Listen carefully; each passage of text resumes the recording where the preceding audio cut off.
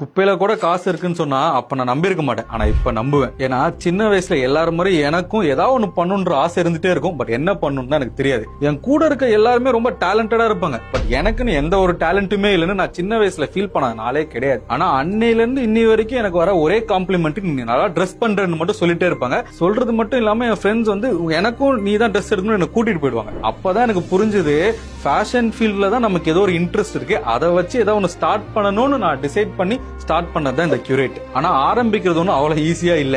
ஏன்னா பேஷனை நான் ஐடென்டிஃபை பண்ணிட்டேன். பட் அந்த பேஷன் எப்படி ஒரு ப்ரொஃபஷனல் இல்ல ஒரு பிசினஸா மாத்துறதுன்னு அப்ப எனக்கு எந்த ஐடியாவும் இல்ல. அதுக்கு இன்வெஸ்ட் பண்ற அளவுக்கு என்கிட்ட பேக்ரவுண்டும் யாரும் கிடையாது. ஒரு 3 இயர்ஸ் கார்பரேட் கம்பெனில ஒர்க் பண்ணேன். அங்க ஒர்க் பண்ணி கொஞ்சம் கொஞ்சமா சேர்த்து வச்ச காசுல ஒரு 3 lakhs வச்சு ஒரு ஆன்லைன்ல கியூரேட்னு ஒரு பிராண்ட் ஆரம்பிச்சேன். ஒரு சின்னதா ஆன்லைன்ல ஆரம்பிச்ச பிராண்ட் தான். அதை கொஞ்சம் கொஞ்சமா டெவலப் பண்ணி சென்னையில ஃபர்ஸ்ட் ஸ்டோர் ஓபன் பண்ணி இன்னைக்கு ஒரு மல்டிபிள் பிரான்ச்சஸ்ல அது ரன் ஆயிட்டு இருக்கு. சின்ன வயசுல ஃப்ரெண்ட்ஸுக்கு எல்லாம் கூட்டிட்டு